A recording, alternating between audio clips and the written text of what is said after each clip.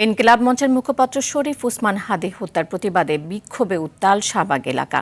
আন্দোলনকারীরা বলছেন জুলাই যোদ্ধাদের নিরাপত্তা দিতে ব্যর্থ হয়েছে বর্তমান সরকার। তাদের দাবি দ্রুত হাদী খুনিদের গ্রেফতার করে বিচার নিশ্চিত করতে হবে, অন্যথায় আন্দোলন চালিয়ে যাওয়ার ঘোষণা দেন তারা।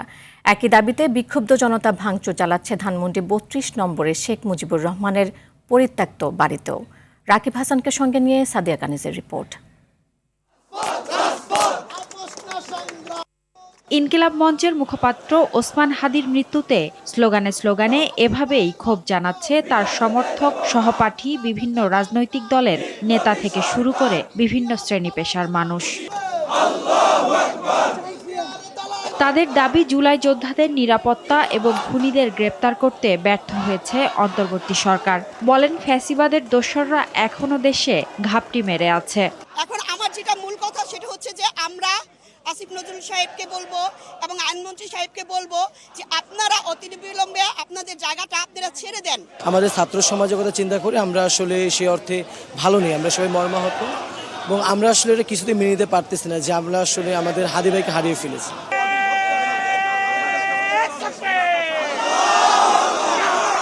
এর আগে বৃহস্পতিবার রাতে হাদীর মৃত্যুর খবর ছড়িয়ে পড়লে শাহবাগে অবস্থান নিয়ে বিক্ষোভ করেন জুলাই মঞ্চের কর্মী সমর্থকরা। একাত্মতা জানান বিভিন্ন বিশ্ববিদ্যালয়ের শিক্ষার্থী, ছাত্র জনতার সঙ্গে এক কাতারে নেমে আসেন জুলাই অভ্যুত্থানের নেতা নাহিদ ইসলাম, আসিফ, মাহফুজ সহ আরো অনেকে। অবিলম্বে শেখ হাসিনা এবং জুলাইয়ের যত খুনি রয়েছে, শরীফ ওসমান হাদী যত খুনি রয়েছে তাদেরকে ফেরত দিতে হবে।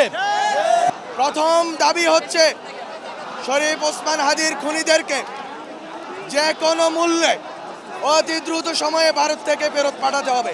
এদিকে বৃহস্পতিবার রাত 1:45টায় বিক্ষুব্ধ জনতা হামলা ও ভাঙচুর চালায় ধানমন্ডি ৩২ নম্বরে শেখ মুজিবুর রহমানের পরিত্যক্ত বাড়িতেও। শুক্রবার সকালে হাতুড়ি দিয়ে ভাঙা বাড়িটির অবশিষ্ট অংশ গুঁড়িয়ে দেওয়ার চেষ্টা চালাচ্ছেন বিক্ষুব্ধ মানুষ। একই প্রতিবাদে রাতভর রাজধানীর উত্তরা, মিরপুর সহ ঢাকার গুরুত্বপূর্ণ প্রবেশ মুখে চলে বিক্ষোভ। বন্ধ হয়ে যায় সড়ক। সাদিয়া কানিজ, RTV, ঢাকা।